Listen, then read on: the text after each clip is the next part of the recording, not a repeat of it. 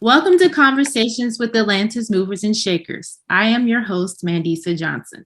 Today, we are having a conversation with actress, host, and personality, Kim Lockett. Hi, Kim. How are you today? Hi, Mandisa. I am well. I'm well. How are you? I am wonderful. Thank you for joining us. So, can you share about who you are and what it is that you do in the Atlanta film and TV industry? Yes, I am, again, Miss Kim Lockett, actress, host, personality, voiceover artist, cool best friend. And I'm really enjoying the Atlanta market. My most recent project is as the mother of the star of Nick's House, Nicholas Buama, which you'll hear more about soon. Yes, we love Nicholas. Nicholas is actually one of our kid movers and shakers. So, yes, Yes. yes, we love Nicholas. So, can you take us on your journey from how you started to where you are now? Yeah. I think early on, I was interested in acting because I always had a bubbly personality, always outgoing. And I remember when my church put on the play Everyman, and I played Jules and Riches. And I had to be like 12, maybe. But I remember how excited I felt when we prepared, when we had rehearsals and I had my little flashcards with my lines. And I remember when we put the show on, I wasn't afraid. And even as I was like, reciting my lines and I was, performing in the show, I just felt so good. Fast forward to my senior year in high school, I took a beginner's acting class and just fell in love and just kept pursuing after that. Took some classes in community college, got my associate degree, transferred to Rutgers University in New Brunswick, New Jersey, and studied at Mason Gross School of the Arts for about a year. And I was like, you know what? This is what I want to do. I left school and put my bachelor's on hold.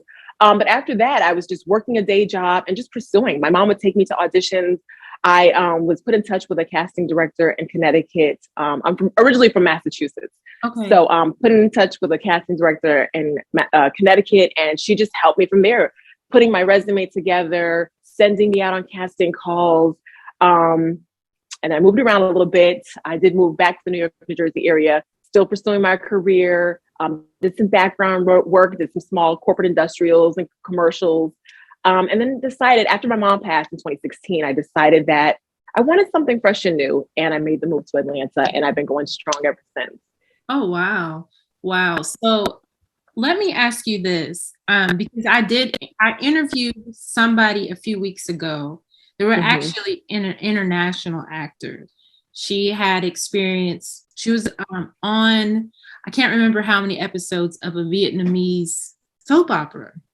Nice. When she moved here, she had to start over doing background work. Did that happen to you, or did you just pick up from where you left off back at home?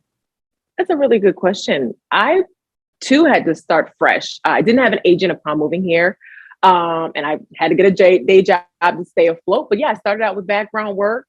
And actually, I was utilizing Backstage, which I've used since the beginning of my career, Backstage casting services. And I found some small gigs, small commercials on my own. But I had already been in the game, so I knew how to maneuver. But I did have to start from scratch again So when I got here. do you currently have a talent agent? I do not, but I am seeking representation right now. I am. Okay. That's a journey. So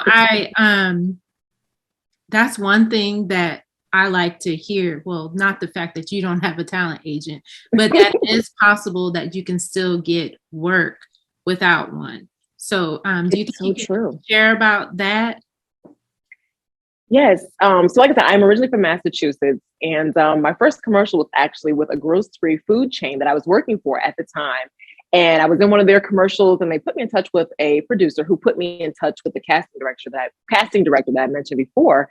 And she actually got me a lot of jobs, again, with corporate industrials, training videos, small commercials. And a lot of those people didn't see because the companies own those, or only the employees who work for those companies would see them. But I was working.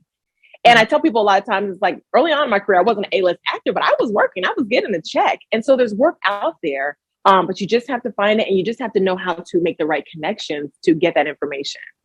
Right, exactly. The Mm-hmm. three things that I did in 2019 were basically word of mouth.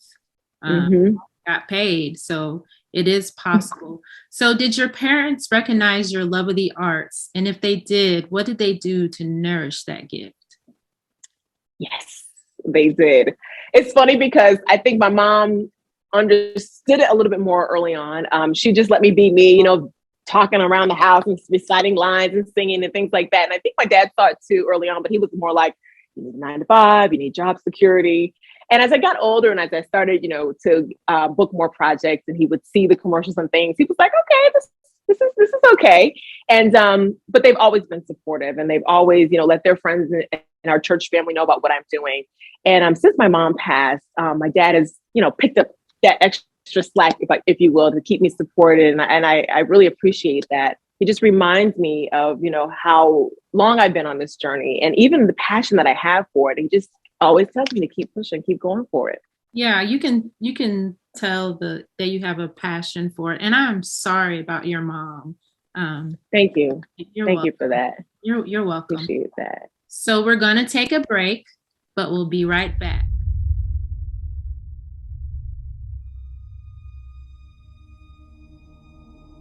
You don't strike me as the type of woman that would keep secrets. We all have secrets, Troy. Honey, you better know Michelle is the best makeup artist in town. Practices on herself all the time. Everything has a price. You've been running all your life. When are you going to stop running? When I don't have a reason to. I love you. And I love baby girl. And I promise I got you. You don't have to do this by yourself. I'm here. So you don't care? It's not about caring, it's about privacy. Why are you so obsessed with this case? Because I made a promise. Yeah, a promise you couldn't keep. You are one lucky woman. That I am.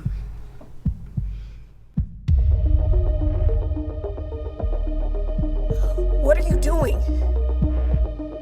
I'm not lying!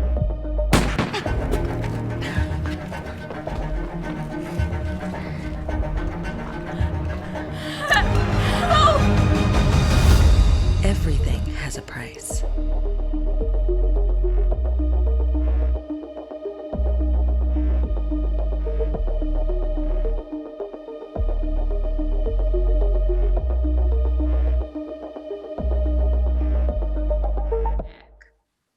Welcome back to Conversations with Atlanta's Movers and Shakers. I am Mandisa Johnson. Today we are having a conversation with actress, host, and personality, Miss Kim Lockett. So if I could travel back in time and speak with 18-year-old Kim and tell her about all the wonderful things that she will become, what would you least likely to believe to be true? Really, really good question. Woo. So I think I told you, I have always had like a bubbly personality, always been outgoing, but there were times when I wasn't as confident in myself. And I think because I was so bubbly all the time, people didn't get that. I had sad moments where I was going through things, but, how do you explain every morning coming in and saying, hi, how you doing? Even to people you don't know. And back then, I think sometimes I was shut down because I didn't think people got me. But I would tell her, girl, 20 years from now, you will be so confident. You'll walk into a room and greet people and not even care because you know that God has given you a gift of joy. And it's not fake. It's not phony. It's just real. And since he's given me that gift, I share it. So I would tell her, yes, you will be comfortable and have a strong sense of self. Wow. That's good. Sorry about that. You relocated to Atlanta a few years ago.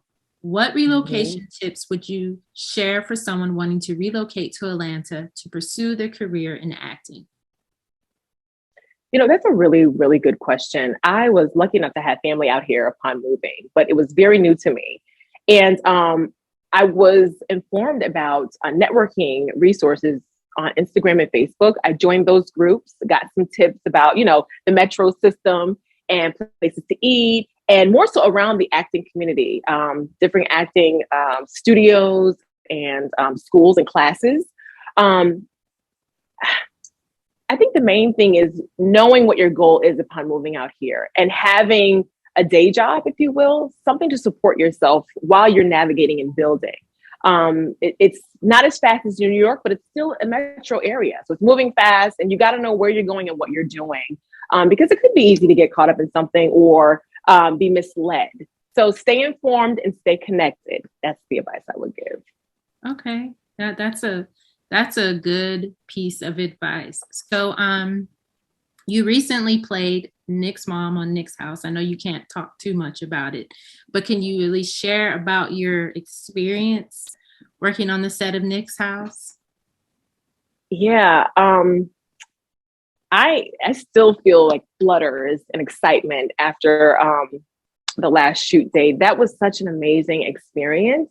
One of the things I admired the most were the stars of this show, which were the children, Nicholas and his friends. They were so smart, but they were still children. They had just hearts of gold. They were so fun to be around. And the fact that we were highlighting their talents and skills, and that children at that age could be, they could be on the right track and doing the right thing, and be a great example for children all over the world. And I was like, this is our next generation. And it's so wonderful that we can shine this light on them for the world to see. So I am ecstatic. I'm so excited for this project. I really am. And I'm grateful to be a part of it. Yeah. So I'm excited to see the final product. So yeah. So you're a Christian, and there are a lot of Christians looking to pursue a career in film and TV. Have you ever had to turn down a role because of your beliefs? Oh, you know what? I did. So I mentioned to you, I lived in the New York, New Jersey area before moving to Atlanta. And I'll never forget, I believe it was a contact in the industry. They connected me with someone, and there was the script for an erotic comedy. And that's not up my alley at all. And so I did think it through, and I actually auditioned for it. I wanted to show my range, and I wanted to push myself and challenge myself. But man, after I got some good feedback, but after I got home, I started to think through, the content of the film. And, what if my family back home, or my church family back home, saw this as my first, big break, if you will, or it was their first time seeing me in film. And some people can't separate reality from, entertainment, TV and film. So it's like, is that Kim? So I thought it through, and I was like, even though this could be a chance for me to show my range, I had to say no.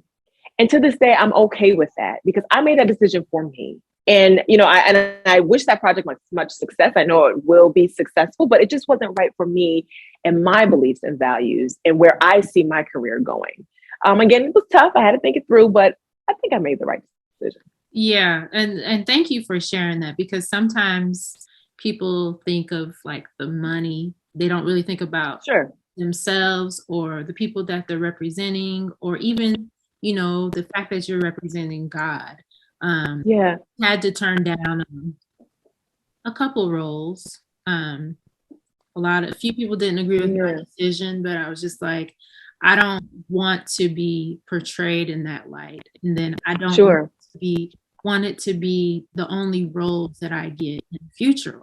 And I was like, I have 3 kids. I don't want them to see that. Or what if somebody they know, their friends' parents may see it. Right.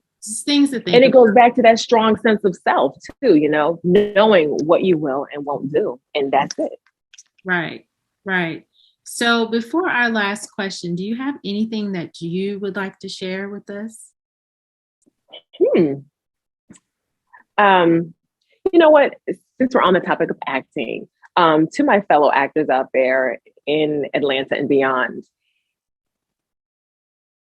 discover what you really enjoy in your life. Like, our careers are so important to us. It's our passion, it's what we love. But have a side job, have a hobby, get those creative juices flowing. Have other things going on besides the day-to-day grind of classes, coaching, auditions, because it really can tug at you, constant no's or critiques, or, waiting for that answer, waiting to hear that you got the part. It's stressful. But when you have your mind on other things, when you're serving others, or when you're focused on other things you love, it just keeps you balanced. And even if you do get a no today, you've got a job to go to later, or you're going to an exercise class or something else to keep your mind at peace and at ease. So keep balancing your life for my fellow actors That and is anybody. that's an excellent piece of advice. That was actually my last question, but let me ask you this. Okay. We are big on networking and building relationships. Can you talk about the importance of networking and if you've ever gotten anything from like networking?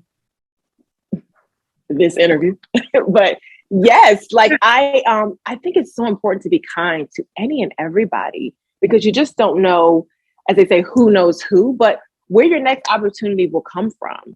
And it could be in your career, it could be in finances, it could be, spiritually, it could be anything that you need. When you greet people, just say hello and start a conversation, or just be kind to someone. You never know who they are, who they know, or what information they have. Information is so, so valuable. And many times, the person sitting next to us has just what we need, but we can't be afraid to be who we are and to just strike up a conversation. I think that's so, so important. And it's helped me out quite a bit. Even when I was nervous back, when I was 18, my mom always encouraged me to connect and be kind, and let people know what you're doing. I don't think it's a bad thing to say, hey, I'm in this show that's coming up, or, hey, my church is having this event. You just never know who has a need for what you have and who holds something that you need if you just start that conversation. Yes, thank you for sharing that. And thank you for answering a few questions for us. Thank you for watching this episode of Conversations with Atlanta's Movers and Shakers. If you know anyone who is making major moves in the Atlanta film and TV industry, be sure to fill out our application by going to atlantafilmandtv.com/potential-mover-and-shaker. Until then, I'm Andisa Johnson. See you next time.